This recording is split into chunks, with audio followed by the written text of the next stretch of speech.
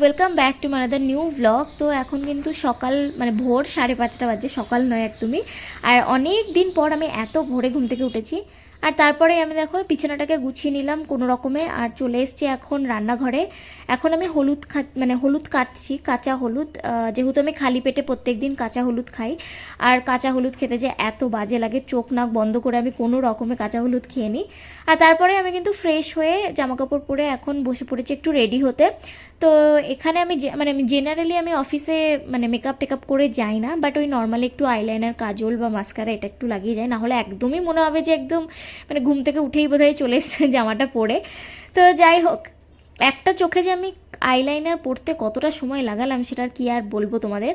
আমি 3বার বোধহয় আইলাইনার মুছেছি আর লাগিয়েছি। তো এখন এই যে কানের পরে চুলটুল ভালোভাবে বেঁধে নিলাম, কারণ আর একটু টাইমের মধ্যেই আমার কিন্তু ক্যাব চলে আসবে লোকেশনে। তো চলো এখন তালা মেরে নিচে যাওয়া যাক। A few moments later. তো প্রায় ওই 15 থেকে 20 মিনিটের মধ্যে আমি কিন্তু পৌঁছে গেছি আমার অফিসে। আর এসেই আমি প্রথমে আমার ঝোলাটাকে নামিয়ে চলে এসেছি ওয়াশরুমে। আমার বাড়িতে যেহেতু আমার রুমে যেহেতু বড় আয়না নেই, ওর জন্য খুব ভালোভাবে রেডি হতে তো পারি না, ছোটো আয়নায় কোনো রকমের রেডি হতে হয়। তাই বাথরুমের এই আয়নাটা এসে দেখলাম যে ঠিকঠাক আছে কিনা চুলটুল। আর তারপরে দেখো ব্ল্যাক কফি নিয়ে চলে এসেছি এখন কাজ করতে। তো এখন একটু কাজ করে নেবো। অনেকক্ষণ কাজ করার পর এখন কিন্তু ব্রেকফাস্ট করছি। আর ব্রেকফাস্ট তো আমি বাড়ি থেকেই নিয়ে আসি, দেখাই দাঁড়াও তোমাদের কি এনেছি। তো এই দেখো আমি নিয়ে এসেছি কিন্তু রাগি মুড়ি, যেটা তোমরা দুদিন আগেই দেখতে পেয়েছিলে, স্টার বাজার থেকে আমি কিনে নিয়ে এসেছিলাম। আর তার সাথে রয়েছে আম আর একটু জল। তো অনেকক্ষণ কাজ করার পর এখন বাজে 3:16, 40 মিনিটের মতন হাতে সময় রয়েছে লগ আউট করার জন্য। আর এখন আমি যে জায়গাটা বসে আছি সেটা হচ্ছে একটা বদ্ধ বক্সের মতো। এখান থেকে না বাইরের আওয়াজ ভেতরে শোনা যায়, না ভেতরের আওয়াজ বাইরে যায়। তো কল টল থাকলে সেলারদের সাথে, স্পেশালি স্টেক হোল্ডার আছে তাদের সাথেও, বা মিটিং কোনো কিছু থাকলে এটা হচ্ছে বেস্ট জায়গা। তুমি নিশ্চিন্তে আরামসে কল অ্যাটেন্ড করতে পারো অ্যান্ড অল। তো চাইনিজদের সাথে যখন আমার কল থাকে তখন আমি মাঝে মাঝে নিজের ডেস্কে বসেও করি, আবার মাঝে মাঝে এখানেও আসি, কারণ আমার ডেস্কের চারপাশে বাকি যারাও অ্যাকাউন্ট ম্যানেজার রয়েছে তারাও কল টল করে, তো অনেক সময় ডিস্টার্ব হয়, শোনা যায় না ঠিক করে। তো ওর জন্য এরকম বক্সের মধ্যে বসলে বেশ আরামসে তুমি কথা বলতে পারো, মিটিং অ্যাটেন্ড করতে পারো। তো চলো এখন তাড়াতাড়ি করে বাকি যেটুকু পেন্ডিং কাজ আছে সেটা কমপ্লিট করি, আর লগ আউটের পরেই তোমাদের সাথে দেখা হচ্ছে আবার। ঘড়িতে এখন বাজছে 5টা 2, আর আমি কিন্তু জয়েন হয়ে পড়েছি আমার যোগার ক্লাসে। তো যোগা ক্লাসটা জয়েন আমি প্রায় 6 মাস তো হয়ে গেল কন্টিনিউ করছি। আর এটা করার পর আমি অনেক বেটার ফিল করছি, কারণ আগে আমি 3তলা অবধি আসতেই না অনেক হাঁপিয়ে যেতাম, বা বেশি একটু কাজ হয়ে গেলেই না হাঁপিয়ে যেতাম, বসে পড়তাম, টায়ার্ড হয়ে যেতাম। কিন্তু এখন আমি যোগাটা কন্টিনিউ করার পর বুঝতে পেরেছি যে না, আমি অতটা চট করে হাঁপাই না, বা টায়ার্ড হয়ে পড়ি না।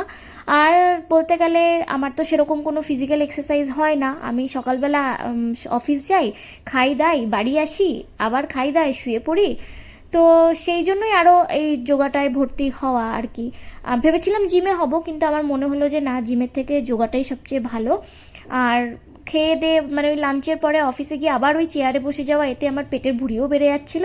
তো সব দিক থেকে বলতে পারো যে ঘাড়ে ব্যথা, হ্যানা ত্যানা, অফিসে একটানা বসে থাকলে হয় যেগুলো, সেগুলো সব দিক থেকে তুমি যদি যোগা করো তো ভালো থাকবে।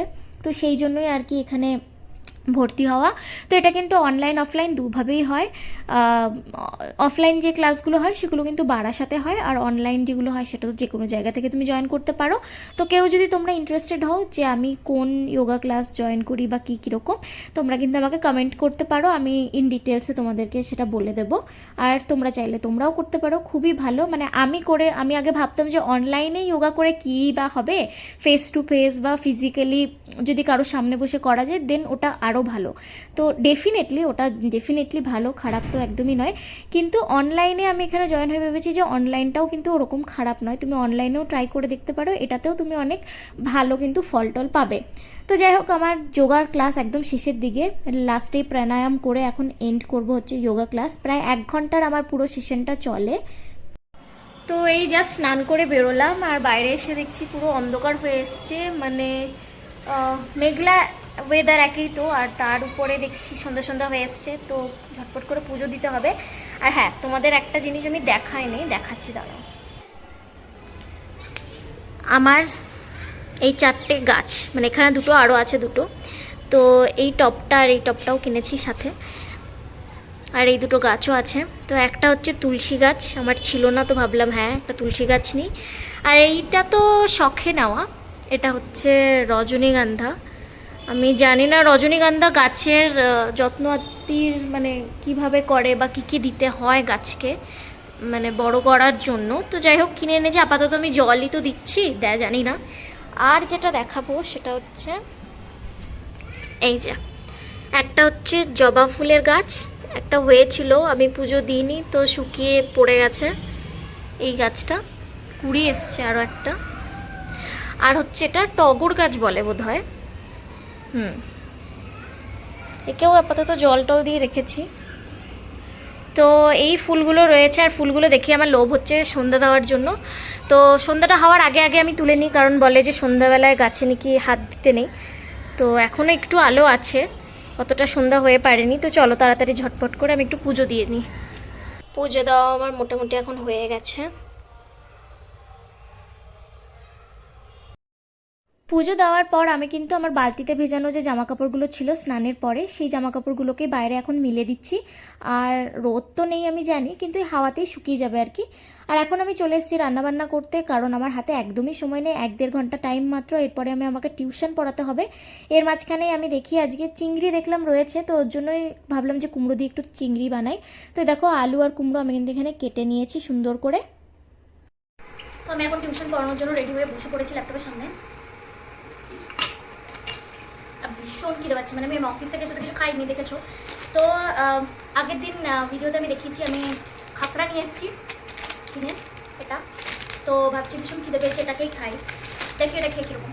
লাস্ট টাইম আমি কিনেছিলাম খাপড়া, সেটা না মেথি ফ্লেভারের ছিল, যেটা আমার একদম ভালো লাগেনি। এটা আবার অন্যরকমভাবে দেওয়া আছে দেখছি, যাতে হাওয়া বাতাস না লাগে ওর জন্য এরকমভাবে প্যাকেজিং। কিন্তু এটা না ছিটছেই না, আমি এটাকে একটু কাঁচি দিয়ে কেটে নিয়ে আসি। তো এখন এটা আমি কাঁচি দিয়ে একটু কেটে নিয়ে এলাম, দেখি কেমন। ভেঙে গেছে কিছুটা, কিন্তু ভারী করতে পারছি না, ভেঙে যাচ্ছে, এত পাতলা পাতলা হয়। এটা হচ্ছে খাকড়া, এটা একটা গুজরাটি খাবার, গুজরাটিরা খুব খায় এটা। বন্ধ শুনে তো মনে হচ্ছে খুব ভালো হবে এটা, লিটারালি ভালো খেতে।